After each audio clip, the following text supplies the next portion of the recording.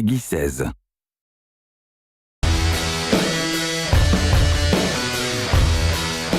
In the next 48 hours, game developer Monolith and parent company Warner Bros. Interactive Entertainment hope to gain new insight into a top-secret, unannounced console-based MOBA game that is entering the final stages of development.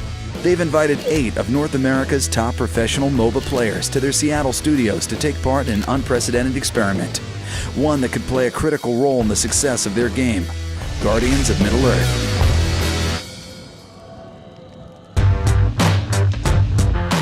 We're really excited to show you the game today. We've been working on this for a while now and been holding back, so you're kind of the first public to be able to see it who are actual hardcore gamers or MOBA players. So we're really excited about that. Before the developers can start collecting feedback, they need to get the pro players up to speed on the game's mechanics and key systems. A couple things we wanted to do was make the matches faster.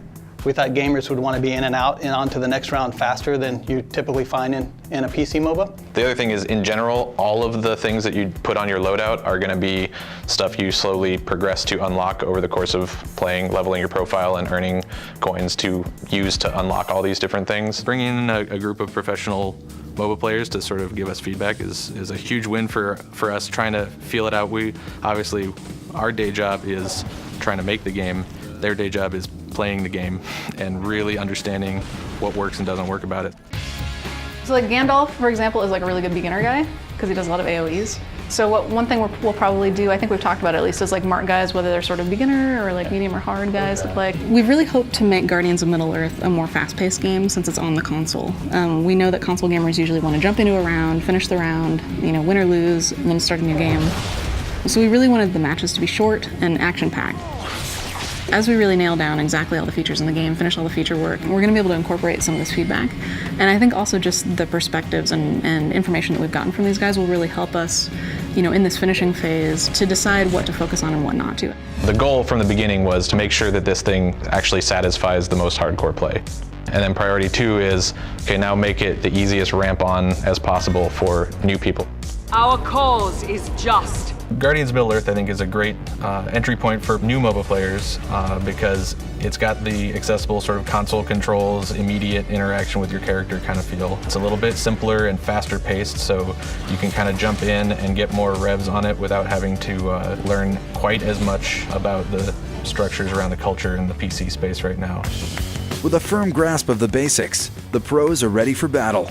For the developers, this is their first chance to see how professional players react to the game.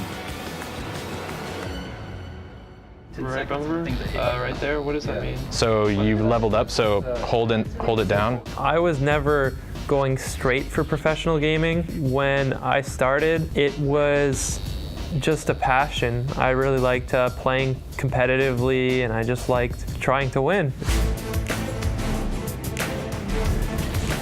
So we did the intro this morning, got a bunch of feedback from you guys already, just digging into the menus and everything. So finally gonna actually start a 5-on-5 match. You actually play against each other, or at least the 8 pros, and then we'll have 2 of the developers in the last couple slots here. So now you have 1 minute to do your loadouts if you haven't already set them up. But right now they're trying to defend, their tower is actually being pushed a little already. But they have 2 guardians in the bottom lane trying to push back. He's about to kill Legolas. He did. He finished Legolas. The biggest surprise of the day so far is how quick they adapt to the controls. Soren's fun because he has like a dash that also stealths him, so you can dash behind enemy lines and stealth and then knock guys back into your tower, which is really awesome. It's been fun to really pick out those things that I think that fans of the lore are going to recognize, but also I think gamers will recognize how much depth there is behind each of these characters. The developers are working towards a balanced game where no one player has a distinct advantage and matches end around a sweet spot of 15 minutes. But the players are finding that not all Guardians are created equal, and matches last twice as long as expected. Oh, now you're going to prolong it because you're actually going to kill all of them, huh? Oh my god. That was close. Oh that was my close. god. I think I just 1v5'd them and then killed everybody. I started playing games, well, I wouldn't say professionally, but I started playing games a lot as an escape from reality, I guess, and now it is the reality, so I'm quite happy with that. In the last half hour here playing this, how does it feel for just picking it up? And it's pretty easy picking it up. I mean, I think it takes about 5 minutes to figure out what the skill does, and really you just give it a little bit of thought. You get a really general sense of how the character should be played. I think the biggest struggle for me was like trying to figure out how to use my ultimate as a melee squishy DPS that also has a melee ultimate, where I'm like, oh man, it's AoE, I want to hit as many people as, oh, I'm dead.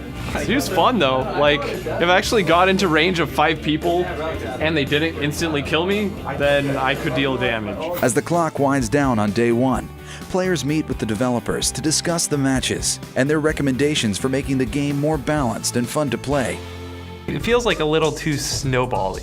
You know what I mean? one of our major issues in the game right now is snowballing, experience levels, where one team will get ahead in experience levels compared to the other team, and it's a very hard pull to try to get the other team back again, to make a shift back if their player skill dominates over the other team. If the team drags it out until level 14, everybody would be at their maximum potential, and it's really just going to come down to who is going to fight better, who's going to perform better in a team fight environment. Essentially, at some point in time, you can't end the game because the soldiers aren't killing towers quickly enough, and people are just wiping the waves, and that kind of stagnates the game as well. While the players are treated to a team dinner, a dedicated group of developers stays behind to work into the night, implementing the players' suggestions. The team at Monolith only has one chance to impress the pro gamers with a fast turnaround. As the game's delivery deadline looms, the players will have one more day to play Guardians of Middle-earth, test the changes, and offer a final assessment. Coming up in part 2. Right now we got the guys back in this morning. Last night they gave us some good feedback. We made some changes. They're playing a new build now. I look forward to seeing the differences in what you find just overall in the game.